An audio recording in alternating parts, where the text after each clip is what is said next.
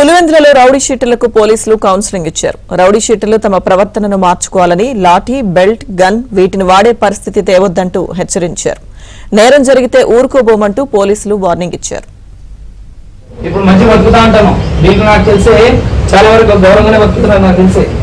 అందుకే నేను ఎవరికి ఈడ గౌరవంగానే చెప్పాలనే ఉద్దేశంతో గౌరవంగా చెప్తున్నాను. మంచి వాతావరణంలో బతకండి, మీరు మంచిగా ఉండండి, మీ చుట్టుపక్కల ఉన్న వాతావరణాన్ని కూడా మంచిగా ఉండేటట్టు చేయండి.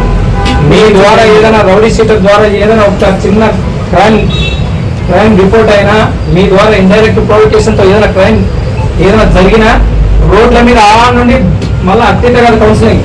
అరే పోలీసు వాళ్ళు రౌడీని ఇట్లా కూడా కొడతారా, రాక్షసంగా ఇట్లా కూడా డీల్ చేస్తారనేటట్టు చూస్తా. అట్లా డీల్ చేయాల్సిన పరిస్థితి వస్తుంది. చుట్టుపక్కల టౌన్లో కానీ మన పల్లెల్లో కానీ ఎక్కడ చిన్న రక్తపాతం జరిగినా దాంట్లో రౌడీ షీటర్ ఇన్వాల్వ్మెంట్ ఉందంటే మాత్రం చాలా చాలా చాలా చాలా చాలా చాలా రాక్షసంగా డీల్ చేయాలి. ఇంకా దానికి స్థాయికి మించి లాఠీ వాడాలనా లేకపోతే ఏంటి పిస్టల్ వాడాలనా అనేది మీ చేతుల్లో.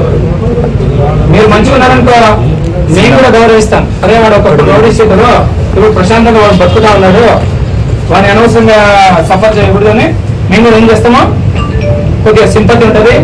ఎవరైతే మంచి సత్ప్రవర్తనతో బతుకుతున్నారో వాళ్ళకి కుదిరితే వాళ్ళ రౌడీ షీట్లు కూడా క్లోజింగ్ కి మేము సపోర్ట్ చేస్తాం.